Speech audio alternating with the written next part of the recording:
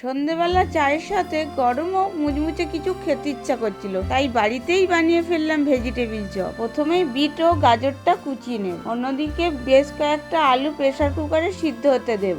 এরপর কড়াতে তেল দিয়ে তেল গরম হয়ে গেলে 5 ফোড়ন দিয়ে বিটটা ভেজে সিদ্ধ করতে দেব। বিটটা একটু সিদ্ধ হয়ে গেলে গাজর ও কাঁচা লঙ্কা কুচি দিয়ে নেড়ে চেড়ে নুন, হলুদ, অল্প আদা বাটা ও চিনি ছড়িয়ে দেব। এরপর ঢাকনা দিয়ে 5 থেকে 10 মিনিট সিদ্ধ হতে দেবো। অন্যদিকে সিদ্ধ করা আলুটা স্ম্যাশ করে নেব। ঢাকনা খুলে আলুটা দিয়ে নেড়ে চেড়ে ভেজে রাখা জিরে ও ধনে গুঁড়ো দিয়ে মিশিয়ে নেব। তারপর নামিয়ে নিয়ে ওপর থেকে বাদাম ছড়িয়ে দিয়ে ঠান্ডা করতে দেব। এবার হাতে করে ভেজিটেবিল চপের শেপ দিয়ে দেব। একটা বাটিতে কর্নফ্লাওয়ার, ময়দা, খাবার সোডা ও জল দিয়ে ব্যাটার তৈরি করে নেব। এগুলোকে ব্যাটারে চুবিয়ে বিস্কিটের গুঁড়োতে মাখিয়ে নেব। গরম তেলে ভেজে নিলেই তৈরি আমাদের মুচমুচে ভেজিটেবিল চপ।